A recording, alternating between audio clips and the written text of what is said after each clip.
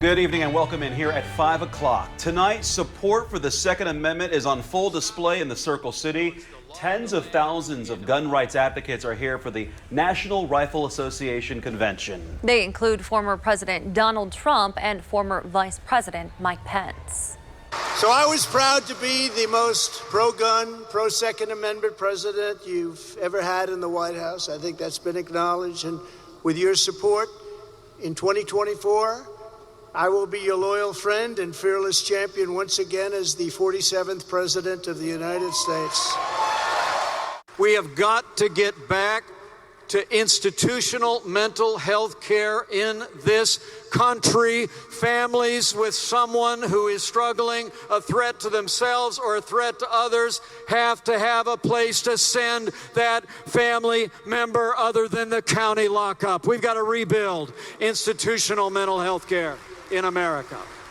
We have team coverage tonight. Nico Panisi is outside the convention with people who are opposing the NRA's presence here in Indy. But first, let's go out to Meredith Hackler, who spent the day inside the convention. And Meredith, you found out a lot of people showed up today for a specific reason. Yeah, absolutely, Nicole. Thousands of people came here to the NRA convention to hear former President Trump speak. Now, this is his first public appearance since his indictment. And while he, as well as the NRA, have undergone some criticism recently, people here are sticking to their guns when it comes to showing support for the NRA, as well as former President Trump himself. One woman that we spoke to is a public educator, and she feels that the solution to gun violence is parents being more involved in their children's life. Now, this convention comes just 4 days after a mass shooting in Louisville, Kentucky. We asked several people in attendance about gun safety and regulation. Majority of the people we talked with said they support people taking gun safety training. However, when it comes to expanding gun regulation, majority of the people we spoke with say guns are not the problem, people are. I have a lot of people in this building. If there was a problem with guns, you would see it here. There's not a problem.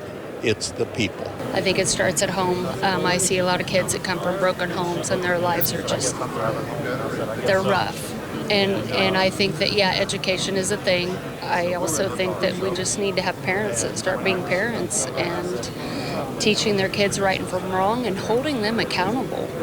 And we need to start holding criminals accountable. I see so many criminals that just get off with a slap on the wrist. I think that we need to start valuing life more. Conservative political leaders that spoke during the leadership forum did discuss the mass shootings. Former Vice President Mike Pence gave thoughts and prayers to the victims. He feels the solution to gun violence is more punishment for criminals. And as we just heard, he wants to create more access to institutional mental health care.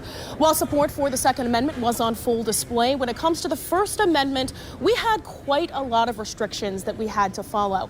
We had an NRA representative follow us around the entire time. We weren't allowed to speak to anyone without their approval. They said that they were allowed to do that because this is a private event. The NRA is in town until Sunday. Live at the Indiana Convention Center, Meredith Hackler, WRTV. Good to point that out. Thank you, Meredith. WRTV's Nico Panisi continues our team coverage outside the convention center, where protesters have also been making their voices heard. Nico. Mark, yes, I'm on Maryland Street, where folks from across the nation are here to protest. We hear that there were crowds out on the sidewalks earlier. They've since dispersed. You can see a few folks holding signs behind me. We did catch up with some stragglers, though. They say they're not allowing their small numbers to discourage them. One of them was Rebecca Trujillo, who traveled from Cincinnati today with a friend. They're here to protest all the violence. She's a sister of Notre Dame and says many years ago, a colleague was shot and killed while working with a client seeking mental health care. That's a tragedy that sticks with her decades later and is a motivator for her protesting today. She wants to see stricter gun laws in this country. I just really believe that there has not been a lot of awareness, even though so many people have died. Right. So many children have died. And it makes sense to me that that we have to speak out because people don't seem to be able to put two and two together. She says the convention comes at a time when young people in our country are increasingly dying from gun violence and little action is being taken. We also asked her and her friend how it felt to be some of the only folks sitting with signs to protest.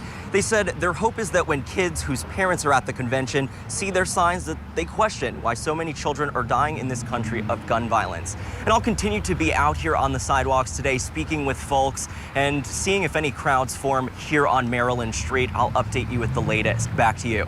And 2 more days of the convention after this. Nico, we'll see you tonight at 6 o'clock. Thank you.